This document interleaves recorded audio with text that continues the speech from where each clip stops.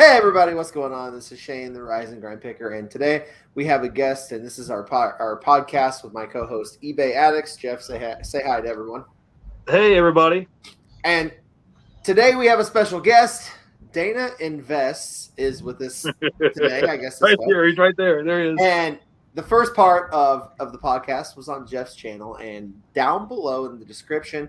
So Dana is around 840 some subs, right? 830 some subs on your YouTube. 860. 860. I was close. I was very close. So go ahead and go subscribe to Dana because he's very close to 1,000, and hopefully we can get him a couple hundred subs to get him to the 1,000 so he can monetize his channel and start doing even better content for you all. So today we're going to be talking about a topic. So the first episode was about, it was kind of a, I would say more of a kind of a background with Dana and me and Dana and Jeff kind of talked about different business strategies for eBay. And so I'm going to kind of roll this back over. And today we're going to talk about why your eBay sales are slow, because that's been happening. We're going to talk about Dana has done around $50,000 in 3 months on eBay, and he has a way different strategy than I do. So I'm more of the volume seller. I have a lot of listings. I'm going to have, I'm shooting to have a lot more listings. And he is more of the, the less listings, the better. I know people that do six figures on, a few hundred listings. There's people that do crazy volume on a couple thousand listings. It just depends on, I think, your model overall, how you choose that. And also we'll talk a little bit about kind of where it leads us. So Dana, go ahead and introduce yourself to everyone. Yeah. Hey, so thanks for having me. My name is Dana, and my Instagram and YouTube are both Dana Invests. If you watched the previous video, you saw I used to do, I still do, but I did a lot of day trading and that kind of stuff. So I made the Dana Invests name to go along with that channel, but then I switched it to just kind of investing in reselling. So it kind of makes sense. I've been a full-time reseller for 10 months now, but in the resale game for a long time, part-time. Spent 20 years in retail, 10 years in retail leadership. And now I am full-time reselling, part-time YouTube, and just having the time of my life. So thanks for having me on. Really appreciate you guys reaching out to me and having me on the channel. Absolutely. Yeah. So Dana, tell everybody where you live at. Tell them where you're from, because that's like the first thing everybody wants to know is like where you live. Yeah, I'm in Arizona, and it's funny, we were talking about in the last video, if you don't want to go yard sailing or sit inside when it's raining, and it only rains here like 3 days a year, so I don't have to worry about that. You have to worry about going outside and melting is what happens here. So and you don't you guys are all having that fun yard sales in the middle of summer and all that. That's shut down here. We're just coming into yard sale season for me, so right. That's fun. See, and that's always a good place to be at, to live in a state that actually has no yard. Like you basically have no yard sale season. Like you can have yard sales year round. Yeah. And that's the good thing. Like I live in Illinois, so that is not possible unless you're going to wade through like 4 feet of snow to go to a yard sale. No one's going to have them. So, right. That's why I think everybody has to have different business models for eBay, because I mean, it really depends on a lot of where you lived. And we were talking on the last episode, and I was just like, I tend to stay away from electronics because I do a lot of clothing. Well, the thing is I do clothing. I hate clothing. I absolutely hate clothing. But I do clothing because it is right. It's readily available in my area. Like it's super available. There's tons of it. And for me, like I don't find a ton of electronics.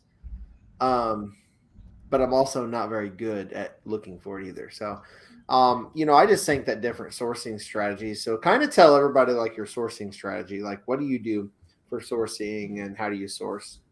Yeah, well, I think that's part of the trick too, is you're going to find what you're looking for. Mm-hmm. And so if I go out looking for electronics and vintage stuff and old action figures and toys and that kind of thing, that's what I'm going to find, because that's what I'm looking for. If you go out looking for clothes, that's what you're going to find, because other people just look it over. But Personally, I try to focus on high average sales price. So right now I'm around $69 is my average sales price on eBay. We were talking about in the last video. It's a 50,000 plus 90 day on 1,200 listings, and it's like 750 and change sold on there. So I want to focus on listing the right stuff. Well, first of all, buying the right stuff, and then listing it as good as I can, making sure it's tested and clean and ready to go. Have a quality listing, a quality title, quality keywords, and then using that to grow my business. And quality item specifics. Yeah. Well, yes and no. Yeah. I am maybe a bad person to talk about on that. I have like any required item specifics, I'm really good on that. The extra required or the suggested item specifics, I'm like 50-50 on filling those out. But see, I'm the same way though.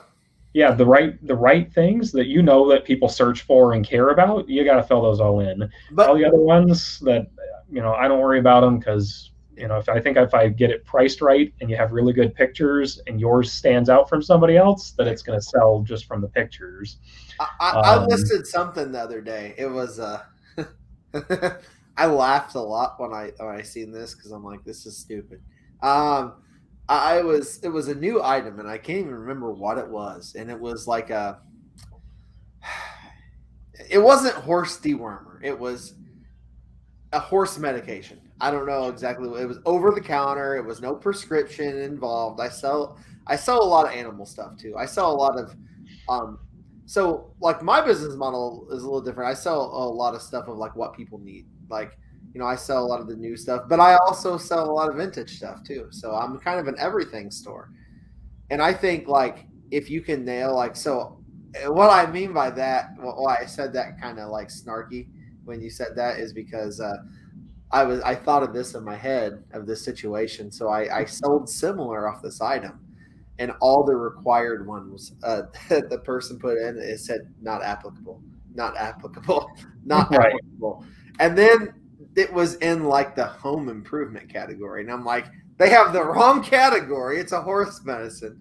They have all the wrong recommended items, or not recommend, or required item specifics, and they did nothing else. And I'm like, yep. Yeah, that's not a good listing. No. Yeah.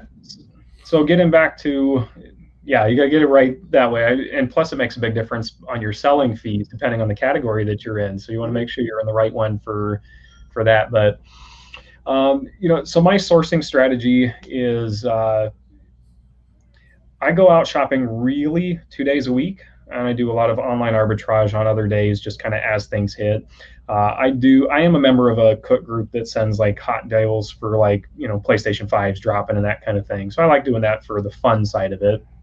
But otherwise, my bread and butter is going to estate sales and yard sales and buying stuff as cheap as possible, and listing it, and, getting, 10 times, 100 times, whatever on there. I love buying like DVD VCR combo units for $5-10 and selling them for $200-300. Like that's a big chunk of my business, is doing that kind of thing. So I think it works for me on it that way, because again, I wanted to build it based off of an average sales price versus a quantity, just because I'm slightly limited on space. I work out of this, it's like a 12 by 12 room, and then like a 1-car garage space. So all my stuff. Can't go and list. You can't really list like thousands and thousands and thousands of items. Right. Yeah, I have room probably for another 500 or 600 items, depending on the type of item that it is. Like when I get my smalls and that kind of stuff, I could list a ton more of that. But like, I've got 2 racks that are completely full of larger stuff, and I've only got room for maybe 3 or 4 more large racks to fit in that space. So I've got to work within those confines, and so that's where I try and keep my sourcing to fit that strategy. That's the thing is, I've actually met a lot of people throughout YouTube, like that I've done YouTube. I've talked to a lot of people. I've met a lot of different people, and I would say like 90% of the people I've met, same problem you have: space. Right? Space is the biggest commodity. in any reselling business, and that's the whole reason why I bought a $35,000 building in my town, because we bought a huge, this house that we live in now. This is my downstairs living room. It used to be my office for eBay, and I had 3 rooms in our house for reselling for my business, because our house is like 2,700 square feet. And I just bought a building because I had to move out of the house because I had no more room. And that's, I think, the biggest, like, you really have to know, like, okay, if you have limited space, you have to really nail the sell-through on items. Yeah, and I think so when I first started, I bought almost anything I thought I could make a buck on. And it didn't work. Yeah. Yeah, it worked enough, but I probably have $1,000, maybe not 1,000, maybe $500 of just junk, that may eventually sell. But it was something that if I was going back out today, I wouldn't have bought, as I bought it at that time. So, I think, being selective in that process now helps me a lot, because I don't want to bring it home if it doesn't have a good sell-through. And when I first started, I didn't even pay attention to sell-through rate. Like, I knew what it was from previous retail experience, but I didn't pay attention to it. Like, I would say, oh, well, there's 3 that have sold and they've sold around that price. Awesome, I'm going to buy it. And I didn't pay attention that there was 27 others listed and there was only 3 sold. So that's a big thing for me now too, is I'll take a chance on a few things that are going to be long tail and may or may not sell. But a lot of it is I want to focus on, does it have a good sell-through rate, or am I going to be sitting on it forever? And when I'm in that space, and eventually I'll outgrow this, and I'm sure I'll move to. We've actually talked about building an RV garage in the backyard to be able to put all that extra stuff in, because versus going and paying for a storage unit, I think I could probably build something for a reasonable dollar amount of after a year or 2 of paying for a storage unit, and then I can. Or even like a pole barn type thing, like because lumber prices are down lower than they were, so now significantly lower. Yeah, they're like right now like $10 an OSB board versus 60 some bucks. So you could build something fairly good now.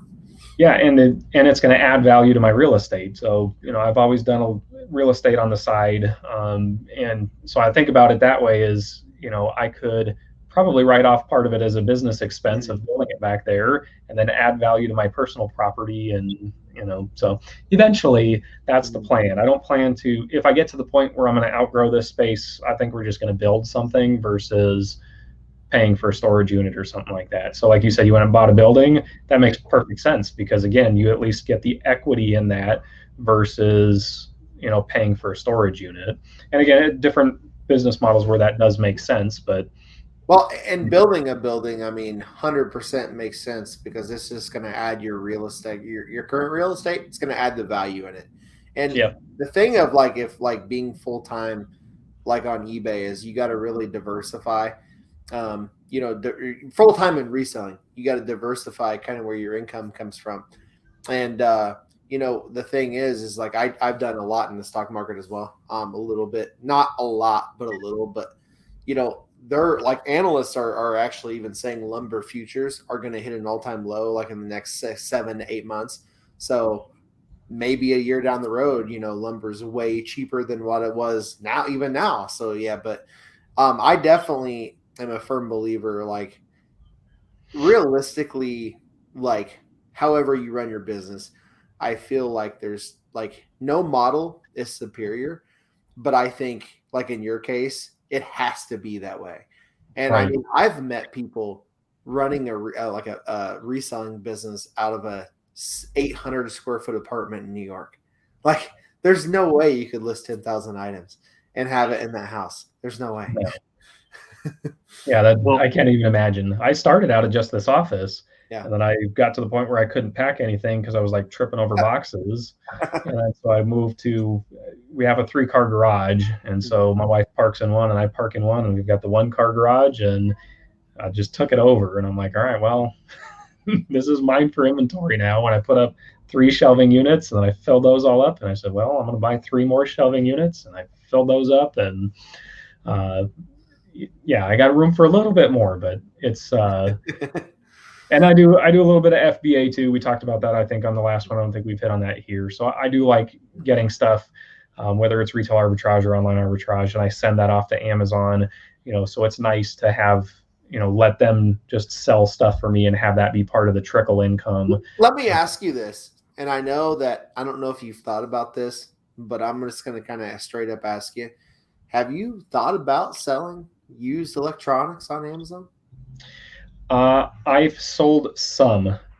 And so I'm ungated for certain categories of electronics, but a lot of the big ones, Sony and Samsung and that kind of stuff, I'm gated for.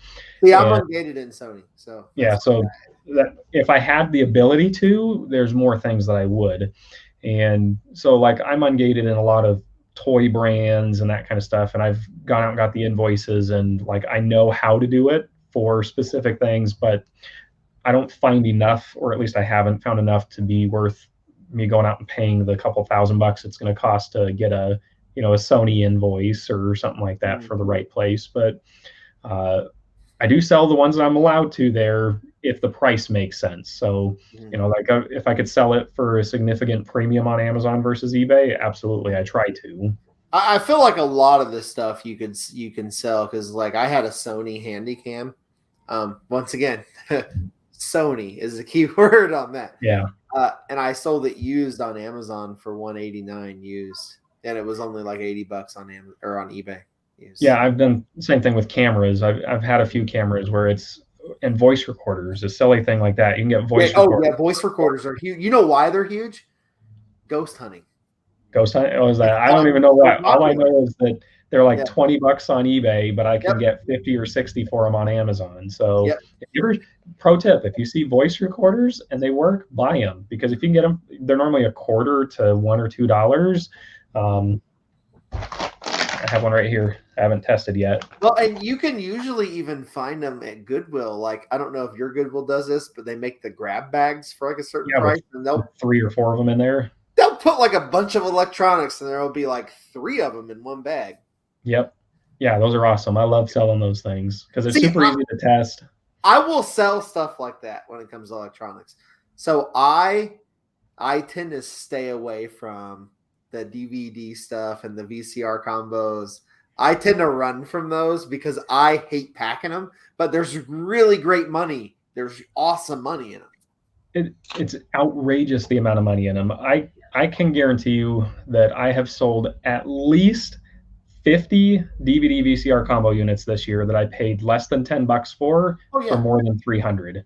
I 100% believe it. 100%. And so I have a video on my channel. If you guys are watching and you're scared of it, go check it out at my channel in the description, whatever, for how to ship DVD VCR combos. And one of the reasons I like it is because it's unsexy and it's scary. So people walk by them because they're, like you just said, they're afraid. I don't want to test it. I'm afraid to ship it. What if it gets damaged? Well, pay $4 for shipping insurance and you're good to go. But if you pack it right and you have it in the right box, so I pay for boxes that I ship those things in. Well, there's, I don't know if you can see some of back there's my like recycled box pile, but I have specific boxes that they fit in that it's super tight. I pay for the medium American Bubble Boy bubble wrap, and if you do it just right, it's almost impossible for them to get damaged. You know what I would do if it? So I'm generally fairly, like, I'm not lazy, but I am lazy when it comes to this. I would just this is gonna sound really bad, people watching, but I would just focus on the really high margin ones and then just take them to the UPS store and have them ship them for me. I guess you could, but man, I can't even imagine. I see like the prices they charge people when I'm in line waiting to drop off boxes, and I'm like, that's ridiculous. I guess you pay, if the buyer pays it, maybe that makes sense. But you would have to have a high one. But I've shipped them before. I just don't like doing it. And here's the thing: is I used to sell a lot of those, like not a lot, but some. But I had a few experiences where I didn't ship them so great and they got damaged, and I'm just like, you know what? And the thing is like, that's why I steer away from electronics. But you are going to make a crap ton of money from people like me because I am walking past it. And I mean, I know there's like really big money. Like my buddy, my friend John Johnson, Nevermore Antiques or Show Me Pickers on YouTube, actually just sold like a bunch of stereo equipment for like thousands of dollars, like Sansui stuff. And oh yeah, that's money. He made really good money, and he's like, "Would you have bought that?" And I'm like, I don't know. Like, probably, but I wouldn't have sold it on eBay. I probably would have just went like Facebook Marketplace on it or something. Yeah, and I think, I do a few things. So just, again, watch the video if anybody wants to see how to pack them. But I'll tell you, I do tamper stickers on the bottom of every single one. And so I show that in the pictures. I don't mention anything about it. There's a lot of people you'll see, they mention if you take off the tamper sticker, you void that, I'm not going to return it.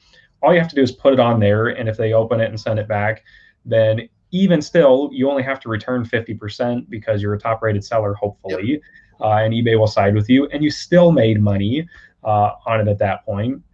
See, I have those tamper stickers too, and I put them on the smaller electronics I sell. Yeah, so I put them on there, and I just picture it because a real scammer will not buy your item, because just seeing that in your picture yep. is enough for them to say, okay, they know I'm going to try and open it up and steal stuff or whatever. Otherwise, if you ship it right, I've had none get damaged. I mean, knock on wood, whatever. I've only had maybe 2 returns, and the 2 returns, it was buyer paid returns because they bought something that didn't work with their new high def television. And it's like, well, you bought a freaking 30-year-old VCR. What did you think? It's not going to work. Yeah, on a 4K flat screen. Yeah. Yeah.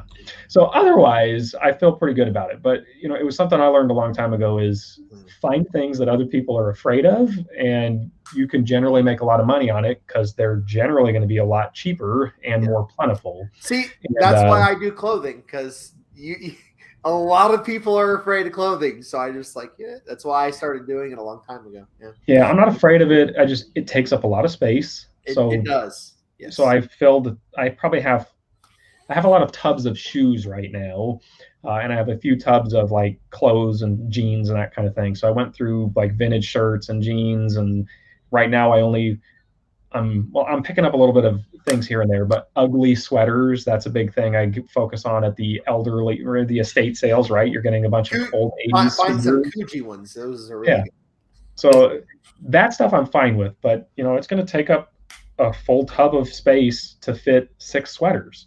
So, that's part of my thing. It's a space constraint versus. Well, and I've found out I don't know what kind of totes you use. I use the 27-gallon totes from Sam's Club, because this is a pro tip.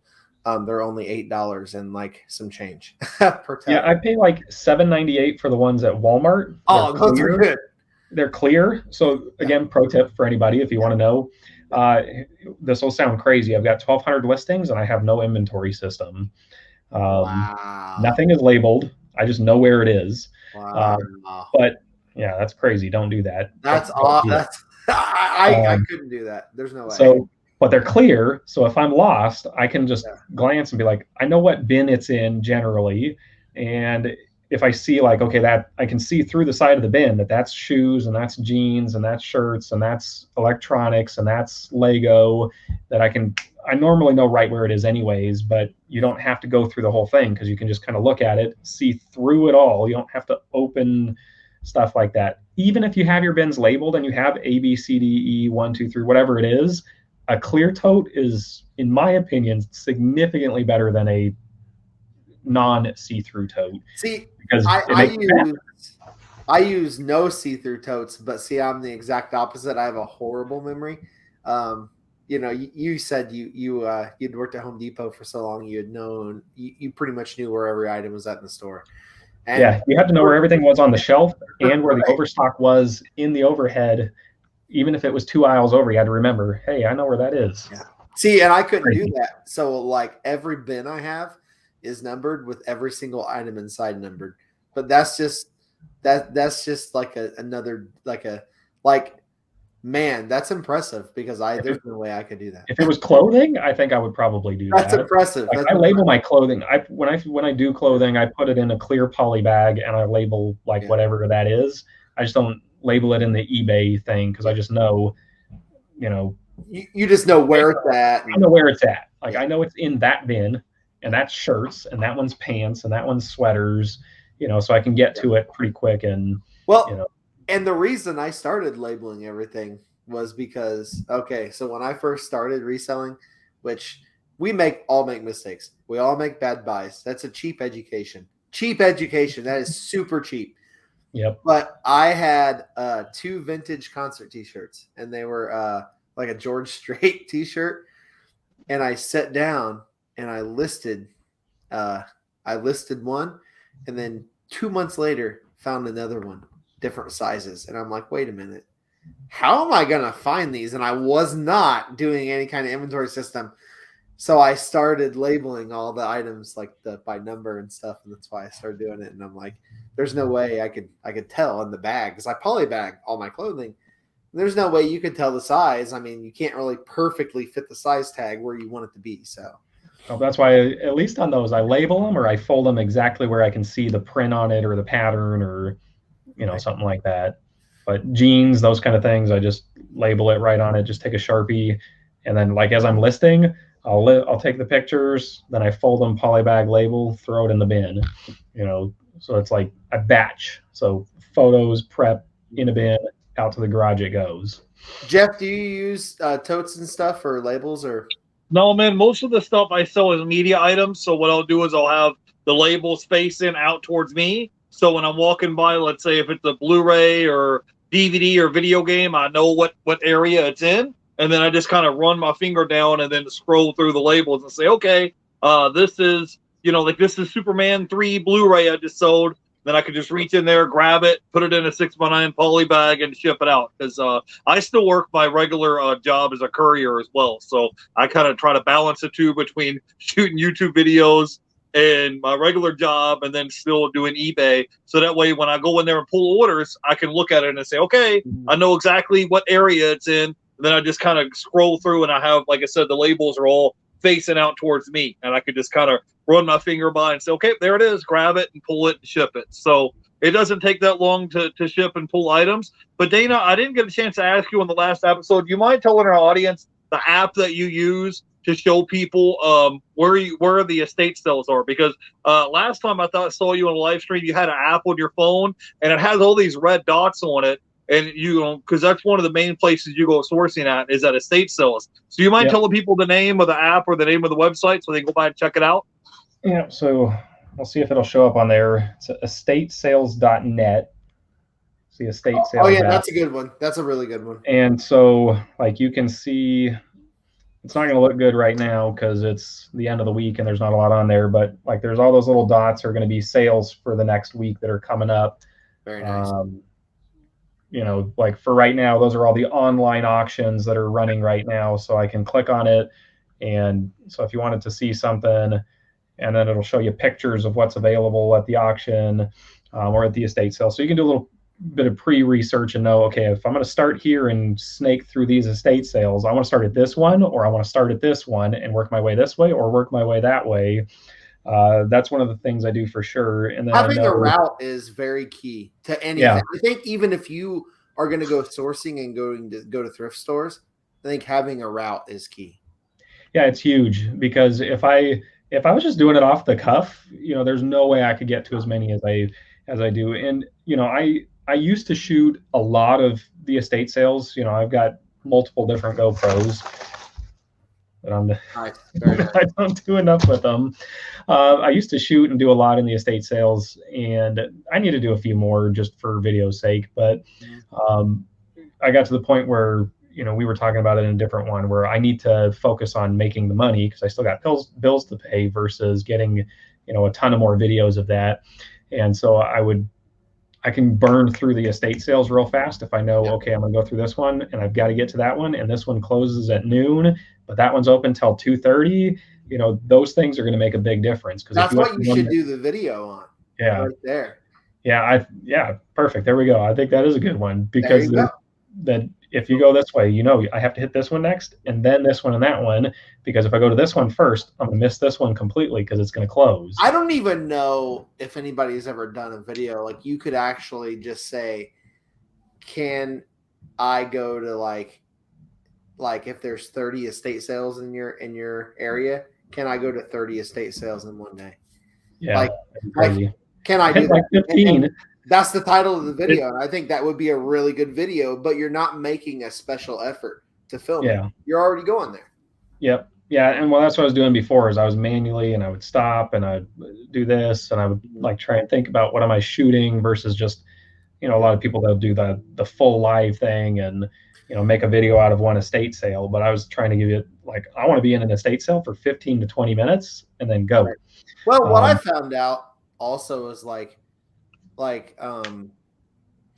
I used to do daily content. I don't anymore. And the reason is you just don't have time. Like if you're selling a lot, you don't have time to do a video. So I just started doing videos.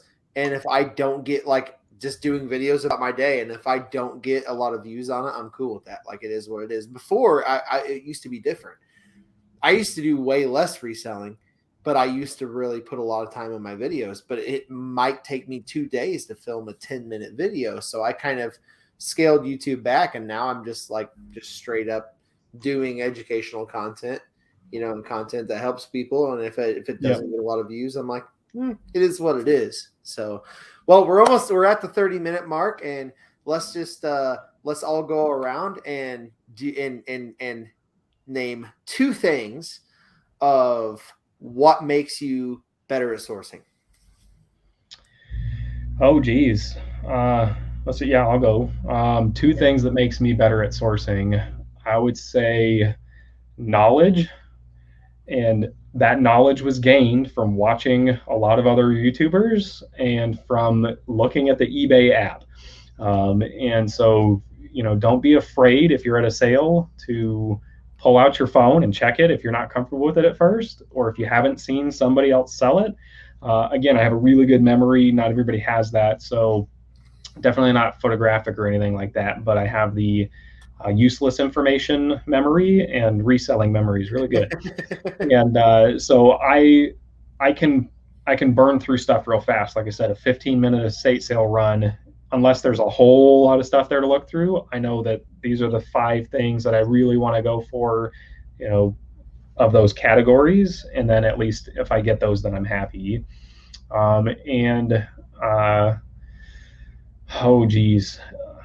Experience, trial and error. That I think that's another one too, is trying new things to see what works and what doesn't. Because if I never did VCRs and all that until I watched Walter Knobloch on WBK Ultra. I don't know if you guys are familiar with him. Walter's really cool. Yeah, he's a good guy. Yeah. So I BS with them on Instagram and all that all the time. But I was watching him selling these DVD VCRs and all that, and I'm like, man, I'm passing a ton of those. I see 2 or 3 in every single estate sale I go to, and I'm hitting 15 a day. Yeah. So that's a lot of VCRs you could buy. Yeah. And nobody wants them over there. It's weird, because they've all got the newer, nicer stuff. But I still like to buy that newer, nicer stuff too. But it's not being afraid to try something new. And if it doesn't work, then it didn't work. But before I tried that, I would have a significant lower sales amount for this year if I hadn't tried that. So yeah, absolutely. Get the knowledge, and then don't be afraid to try new things. And I'll throw one more example of that in there.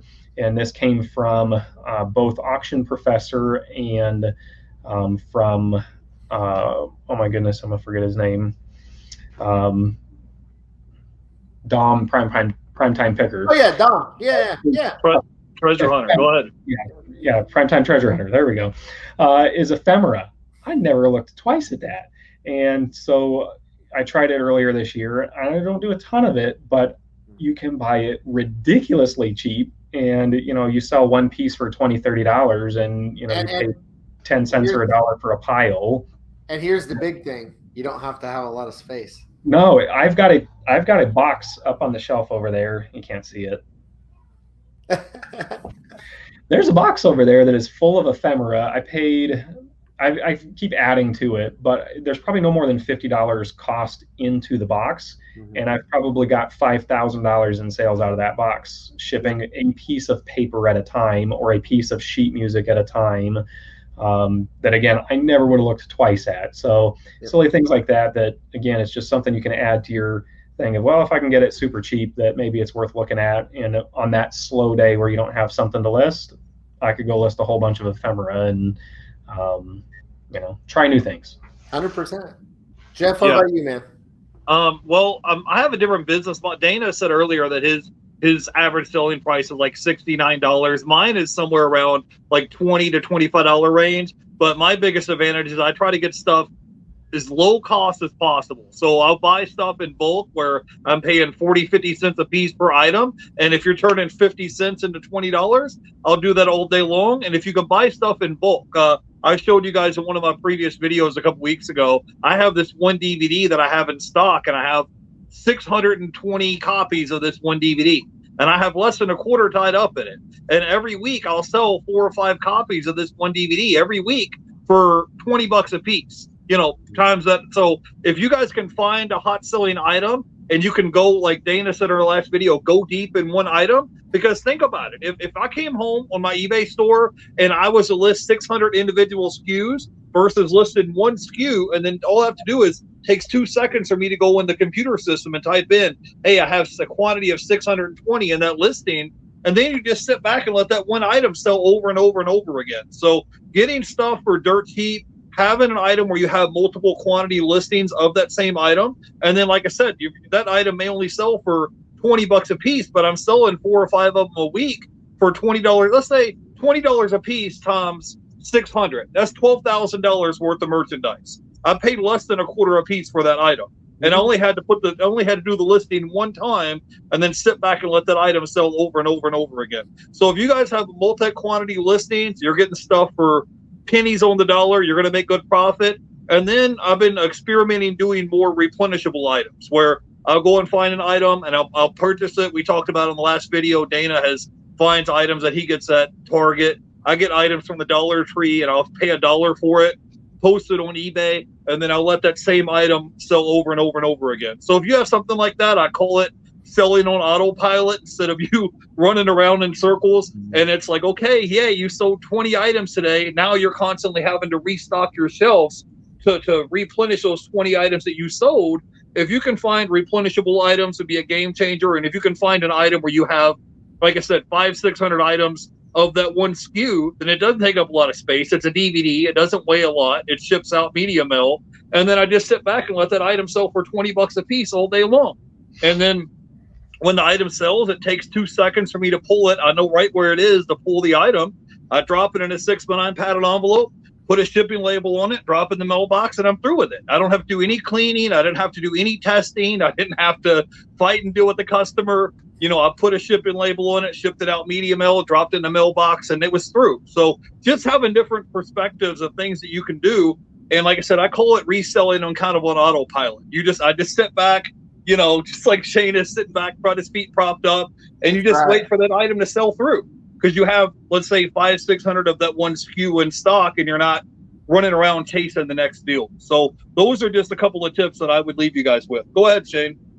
I think these guys really, really covered it really well. And I think my only tip that I will kind of give, and then we'll end this, is probably the best thing I've ever done is when I first started reselling, is I went into a thrift store and I picked a different section every time to look everything I wanted to up.